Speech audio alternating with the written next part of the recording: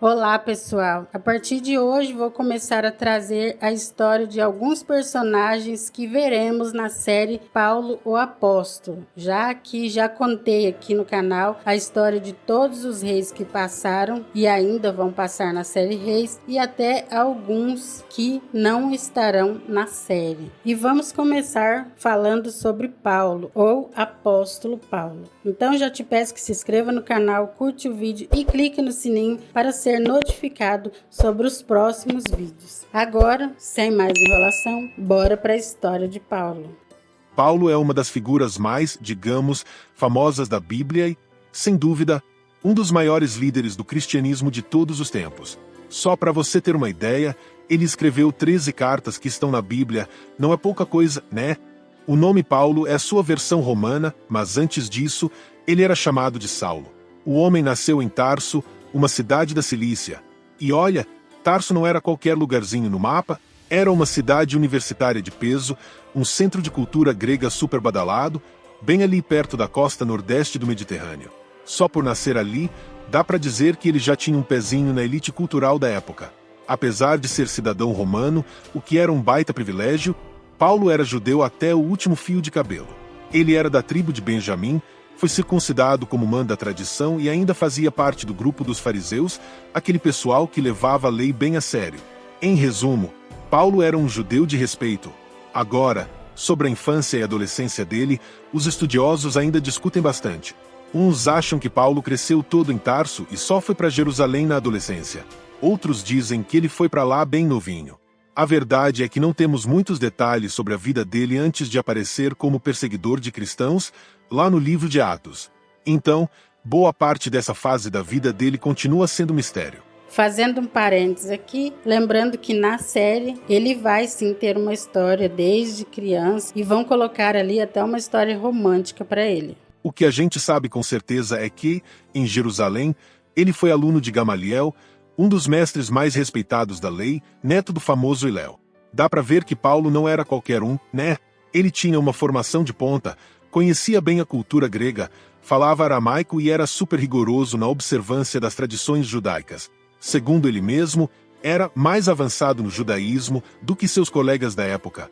Traduzindo, Paulo era um verdadeiro CDF da lei de Moisés. E tudo indica que sua família tinha uma boa condição financeira, já que bancar essa educação toda não era para qualquer um. Agora, um detalhe muito interessante sobre Paulo é que ele era cidadão romano, algo que ele fazia questão de mencionar. E mais, ele já nasceu com essa cidadania, provavelmente herdada de seu pai. Agora, como o pai dele conseguiu isso? Bom, há algumas possibilidades, talvez o pai tenha feito algo importante para o governo romano ou, quem sabe, tenha conseguido comprar a cidadania, afinal, naquela época, se você tivesse dinheiro suficiente, podia garantir esse título. Ter cidadania romana era tipo ser VIP no Império. Não era para qualquer um. Só para você ter uma ideia, 2/3 da população daquele tempo não tinham esse privilégio. Olha só as vantagens que a cidadania dava. O direito de pedir um julgamento diretamente ao imperador, César, caso fosse acusado de algum crime. Imunidade contra punições severas, como os temidos açoites, antes de qualquer julgamento. E o melhor, cidadãos romanos não podiam ser condenados à crucificação, que, aliás, era a pena de morte mais cruel da época. Resumindo, além de ser um estudioso e religioso exemplar, Paulo ainda tinha vantagens políticas e legais por conta dessa cidadania. Ele era, sem dúvida, um homem preparado para os desafios que estavam por vir. Mas, antes de ser o apóstolo que todo mundo conhece, Paulo era um verdadeiro caçador de cristãos. Pois é, no livro de Atos, a gente descobre que ele teve um papel crucial na perseguição dos seguidores de Jesus. Um dos momentos mais marcantes foi quando Estevão, o primeiro mártir cristão, foi apedrejado. Naquela cena, Paulo, ainda chamado de Saulo, estava lá de camarote e as pessoas deixaram suas capas aos pés dele enquanto matavam Estevão. Depois desse episódio, Paulo não só ficou assistindo, ele assumiu a liderança na perseguição aos cristãos. Ele recebeu autoridade oficial para caçar quem quer que fosse seguidor de Cristo. Como membro do Sinédrio, o conselho religioso da época, ele até dava seu voto a favor da morte dos cristãos. Era como se ele fosse uma espécie de promotor implacável da época, fazendo de tudo para acabar com a igreja que estava nascendo. E Paulo não escondia isso, não. Ele mesmo admitiu que respirava ameaça e morte contra os discípulos do Senhor. Ele estava tão determinado que, além de espalhar o terror em Jerusalém, pediu cartas ao sumo sacerdote para ir até Damasco. O plano? Prender qualquer pessoa que fosse seguidora de Cristo, homens, mulheres, tanto faz. Ele queria trazê-los algemados de volta para Jerusalém. A ideia era sufocar a igreja de Deus antes que ela crescesse. Mas, por incrível que pareça, Paulo achava que estava fazendo um favor para Deus. Na cabeça dele, perseguir os cristãos era uma forma de proteger a lei e manter a religião pura. Ele estava tão convencido de que estava no caminho certo que, aos olhos dele, essa perseguição era quase uma missão sagrada. A conversão de Paulo é um dos momentos mais emblemáticos da Bíblia, uma verdadeira virada na vida de alguém que foi de perseguidor a apóstolo fervoroso. No livro de Atos e nas próprias epístolas de Paulo, essa transformação é descrita como algo repentino e miraculoso. Porém, alguns estudiosos acreditam que a jornada de Paulo até esse momento pode ter começado bem antes, com pequenas experiências que plantaram dúvidas e questionamentos em sua mente. Por exemplo, ele esteve presente no martírio de Estevão e liderou uma campanha feroz contra os cristãos, invadindo casas para prendê-los. Talvez esses episódios tenham deixado marcas que o prepararam para o que estava por vir. O que sabemos é que Paulo estava em uma missão clara e furiosa. Ele partiu para Damasco com o objetivo de destruir a comunidade cristã da cidade. Mas, no meio do caminho, tudo mudou. Algo inesperado e poderoso aconteceu que não apenas transformou a vida de Paulo, mas também alterou o curso da história. E, indo no caminho, aconteceu que, chegando perto de Damasco, subitamente o cercou um resplendor de luz do céu. E, caindo em terra, ouviu uma voz que lhe dizia: Saulo, Saulo, por que me persegues? E ele disse: Quem és, Senhor? E disse o Senhor: Eu sou Jesus, a quem tu persegues. Duro é para te recalcitrar contra os aguilhões. E ele, tremendo e atônito, disse: Senhor, que queres que eu faça? E disse-lhe o Senhor: Levanta-te e entra na cidade, e lá te será dito o que te convém fazer. Essa experiência foi tão marcante que mudou radicalmente a vida de Paulo. Lucas, ao escrever Atos dos Apóstolos, descreve a conversão de Paulo como um milagre. Um homem que era o maior inimigo de Cristo tornou-se um de seus maiores seguidores. Os companheiros de viagem de Paulo ficaram atordoados, eles ouviram a voz, mas não conseguiram entender as palavras, muito menos viram a pessoa de Cristo. Já Paulo teve uma experiência única. Ele viu o Cristo ressurreto e ouviu suas palavras. Esse encontro foi tão importante que se tornou a base para Paulo reivindicar sua posição como apóstolo. Ele não havia caminhado com Jesus como os outros discípulos, mas essa revelação direta de Cristo deu-lhe autoridade para ser testemunha do Evangelho. A mudança na vida de Paulo foi completa e impressionante. Vamos observar os aspectos principais dessa transformação. Uma resposta imediata ao chamado de Cristo. Assim que ouviu a voz de Jesus, Paulo respondeu prontamente: Senhor, que queres que eu faça? Essa pergunta marcou o início de seu novo relacionamento com Cristo. Ele reconheceu a autoridade de Jesus e estava pronto para obedecer. De perseguidor a pregador do Evangelho. A transformação de Paulo foi tão radical que ele começou a pregar no mesmo lugar onde pretendia prender os cristãos, Damasco. Isso mostra como sua nova fé foi imediata e verdadeira. O homem que antes ameaçava os seguidores de Cristo agora anunciava o Evangelho com coragem. Mudança completa de visão e vida. Antes de sua conversão, Paulo via Jesus como um impostor. Ele acreditava que perseguir os cristãos era um serviço a Deus. Ele os caçava como um animal selvagem, tentando forçá-los a blasfemar contra Cristo. No entanto, depois de sua experiência em Damasco, sua pregação era clara: Jesus é o Filho de Deus. Aquele Paulo duro, ameaçador e violento agora demonstrava ternura, amor e sensibilidade em suas palavras e ações. Essa mudança fica evidente em suas cartas, que revelam seu coração cheio de compaixão e seu compromisso em servir a Deus. A conversão de Paulo não foi apenas um evento importante na sua vida, mas também na história do cristianismo. Ele passou de ser um dos maiores adversários da igreja para ser seu maior defensor, dedicando sua vida à pregação do Evangelho e à fundação de comunidades cristãs pelo mundo. O início do ministério de Paulo marca um período de transição e formação que foi essencial para moldá-lo como o grande apóstolo dos gentios. Após sua dramática conversão e o batismo em Damasco, Paulo começa a demonstrar a transformação que ocorreu em sua vida, dedicando-se a pregar o Evangelho de Cristo. Esse período inicial é caracterizado por desafios, crescimento espiritual e oposição feroz que ajudaram a prepará-lo para sua missão de longo alcance. Quando Paulo chegou a Damasco, ele ainda estava fisicamente cego por causa do encontro com Cristo na estrada.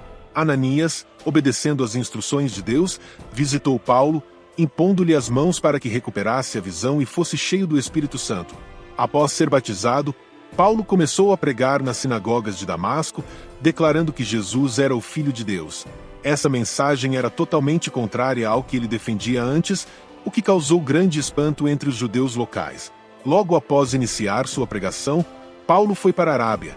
Embora o livro de Atos não mencione esse episódio, ele é registrado em Gálatas. A Bíblia não fornece detalhes sobre suas atividades na Arábia, mas muitos estudiosos sugerem que esse período foi um tempo de reflexão, oração e preparação espiritual para o grande chamado que Paulo havia recebido. Esse isolamento também pode ter sido uma forma de Paulo reorganizar seus pensamentos e doutrinas enquanto meditava sobre a revelação de Cristo. Paulo retornou a Damasco depois de seu tempo na Arábia e retomou sua pregação nas sinagogas. Sua mensagem, porém, causou forte oposição entre os judeus locais, a ponto de planejarem matá-lo.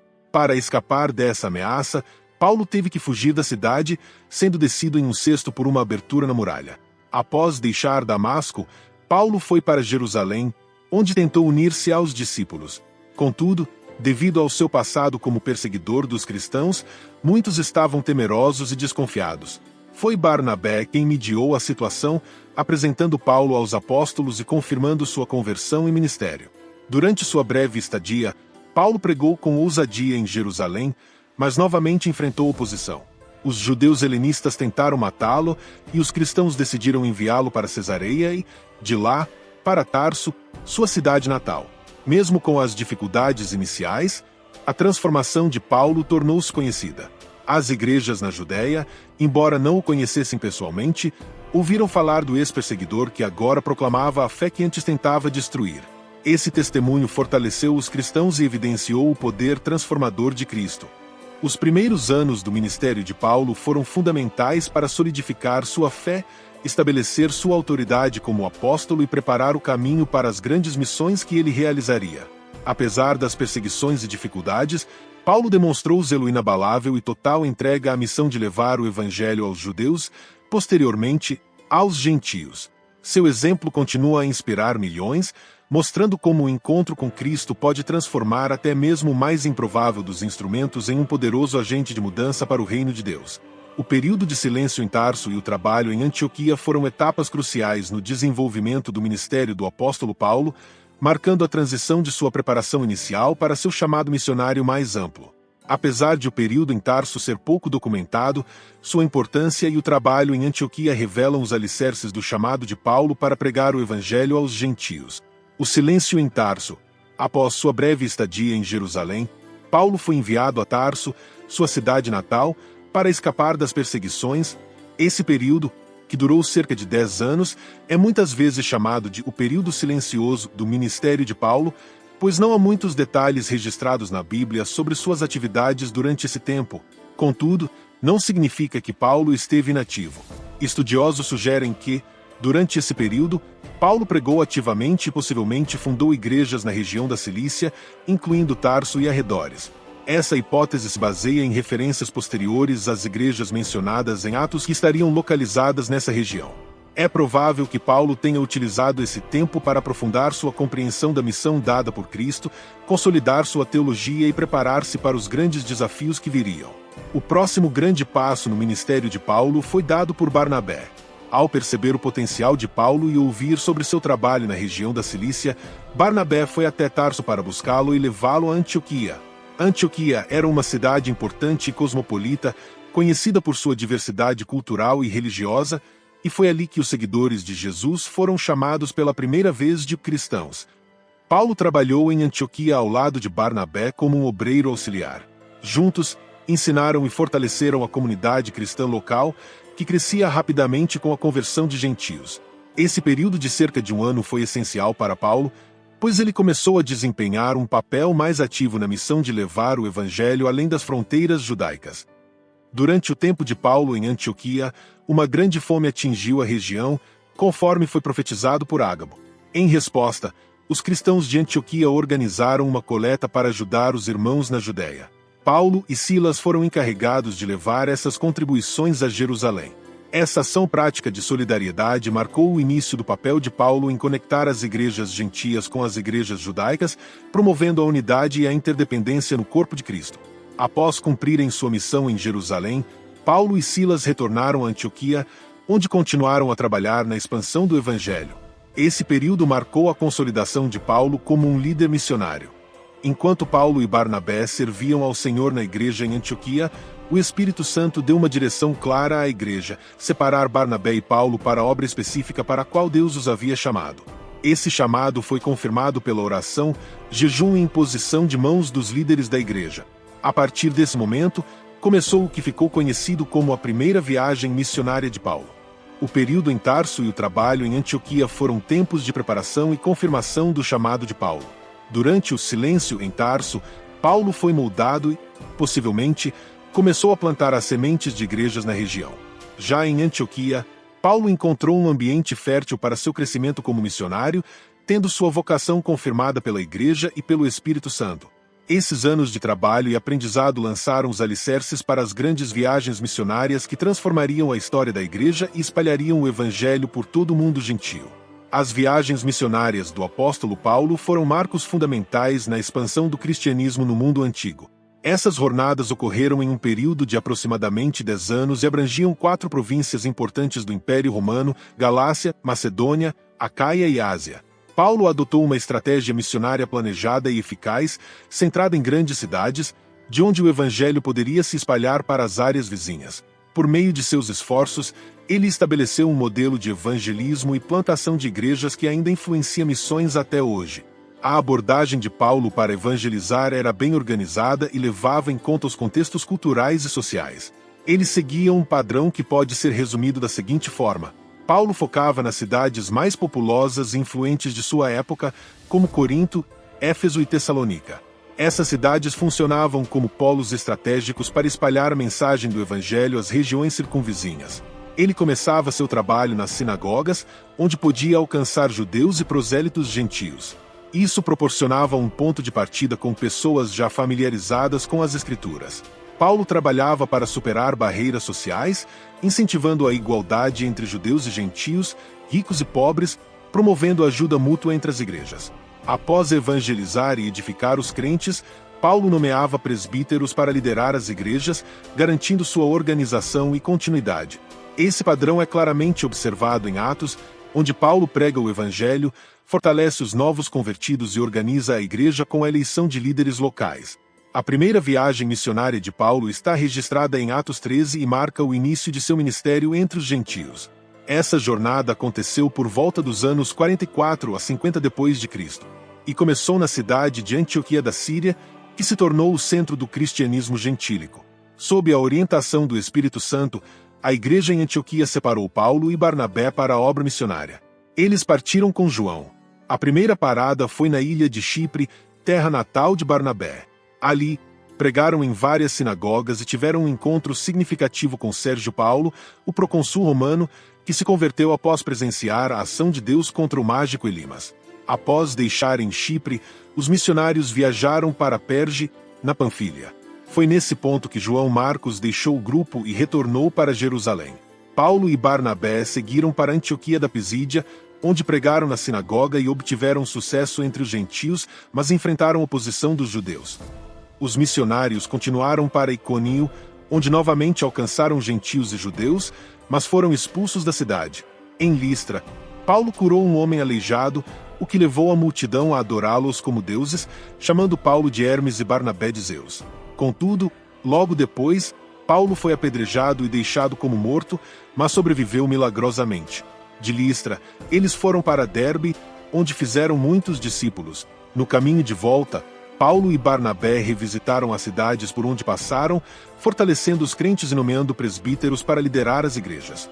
Após retornarem a Antioquia da Síria, relataram à igreja tudo o que Deus havia feito por meio deles, especialmente a abertura da porta da fé aos gentios. A primeira viagem missionária de Paulo foi um marco inicial na expansão do evangelho entre os gentios.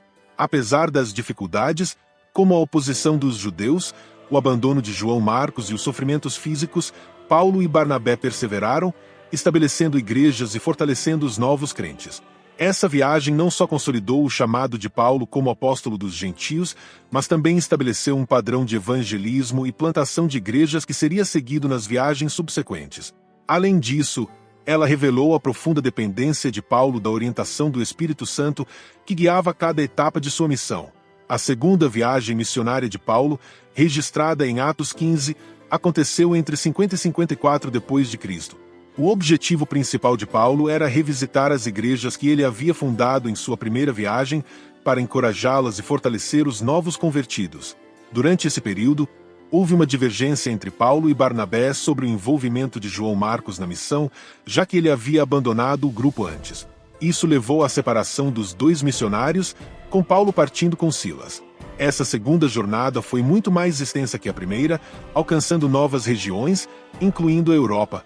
Algumas das cidades que Paulo visitou foram Filipos, na Macedônia, Tessalônica, na Macedônia, Bereia, na Macedônia, Atenas, na Acaia, Corinto, na Acaia. Em Corinto, Paulo passou um tempo significativo, onde além de pregar o evangelho, trabalhava como fabricante de tendas para garantir seu sustento. Foi nessa cidade que ele escreveu a epístola aos Gálatas e possivelmente também enviou as cartas aos Tessalonicenses. Paulo ainda fez uma visita rápida a Éfeso, mas prometeu voltar, o que ele faria em sua próxima viagem. A terceira viagem missionária de Paulo, registrada em Atos 18, ocorreu entre 54 e 58 d.C. Paulo passou a maior parte dessa viagem em Éfeso, onde permaneceu por um longo tempo. Durante sua estadia, ele realizou um trabalho profundo que incluiu a fundação de várias igrejas. Foi nessa cidade que ele cumpriu a promessa de retornar, conforme mencionado anteriormente.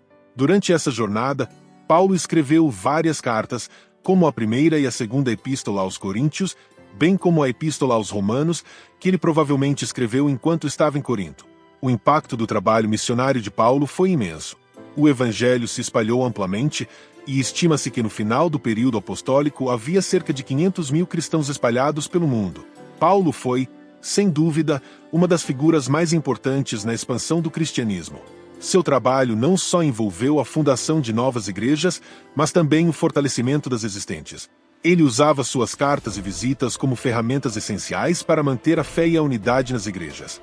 Além disso, ele promoveu uma fé inclusiva que alcançou tanto gentios quanto judeus, e sua liderança foi fundamental para moldar a prática e a teologia cristã ao longo da história. O legado de Paulo é um exemplo de dedicação inabalável, e seu compromisso com a missão de levar o evangelho a todos os povos permanece uma inspiração para os cristãos até hoje.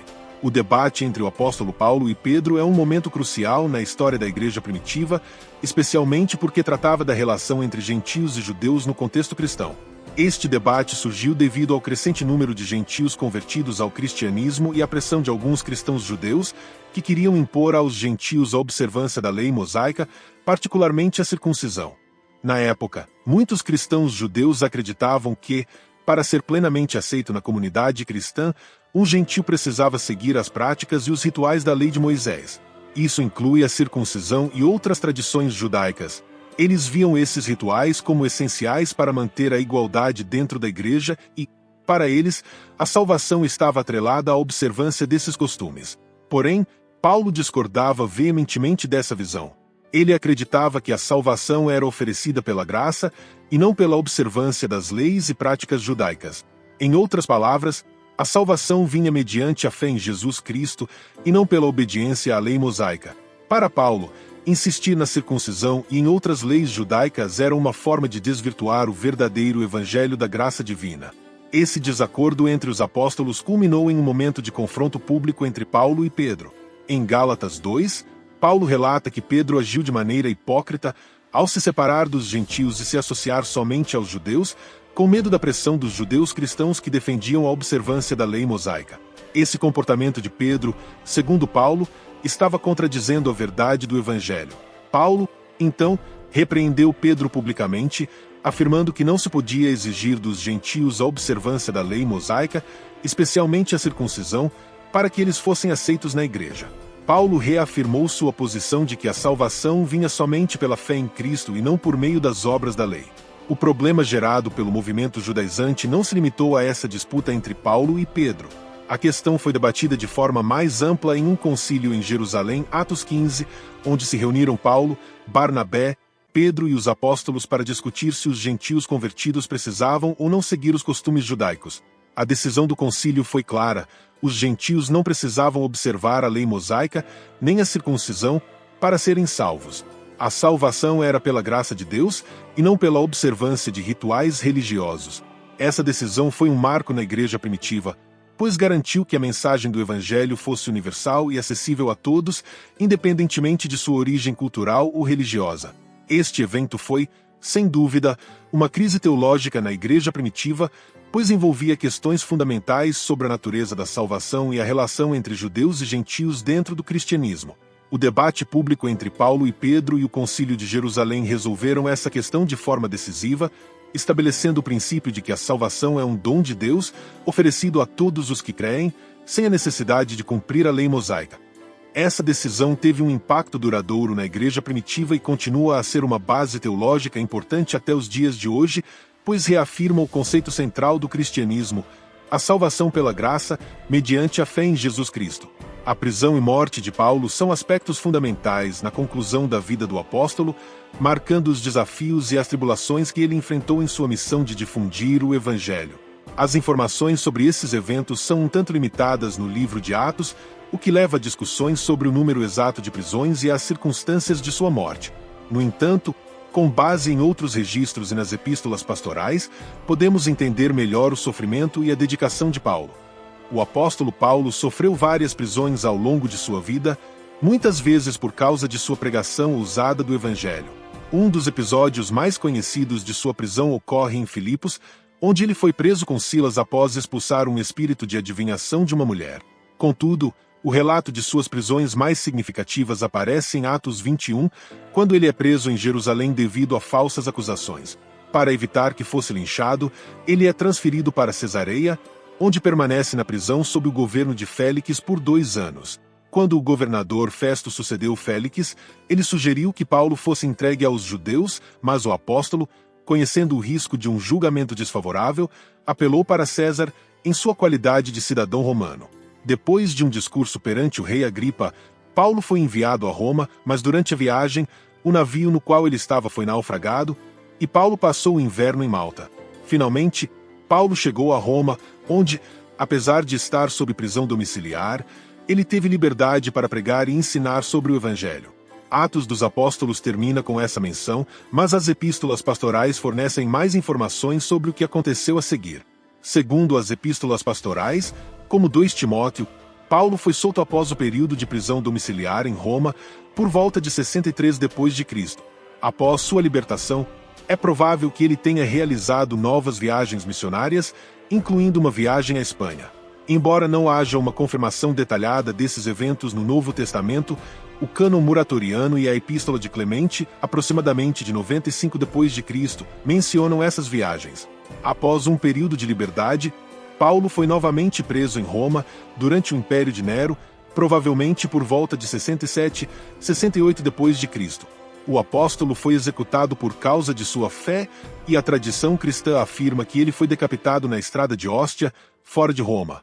Antes de sua morte, Paulo expressou sua fé e confiança em Deus de maneira impressionante. Em 2 Timóteo 4 ele afirmou: "Combati o bom combate, acabei a carreira, guardei a fé. Desde agora, a coroa da justiça me está guardada, a qual o Senhor, justo juiz, me dará naquele dia, e não somente a mim, mas também a todos os que amarem a sua vinda." Este versículo encapsula a visão que Paulo tinha de sua vida e ministério. Mesmo diante da morte, ele permanecia firme na esperança da recompensa eterna prometida a todos os que permanecem fiéis. Durante sua jornada de vida, prisão e ministério, Paulo escreveu uma série de cartas que continuam a ser centrais no cristianismo. Estas cartas são conhecidas como as Epístolas Paulinas. Elas incluem Romanos e Coríntios, 2 Coríntios, Gálatas, Efésios, Filipenses, Colossenses e Tessalonicenses, 2 Tessalonicenses, e Timóteo, 2 Timóteo, Tito, Filemon, Essas epístolas são fundamentais para a teologia cristã, abordando temas como salvação pela graça, justificação pela fé, a unidade da igreja, as qualidades de um líder cristão e muitos outros tópicos que continuam a influenciar os cristãos ao longo da história.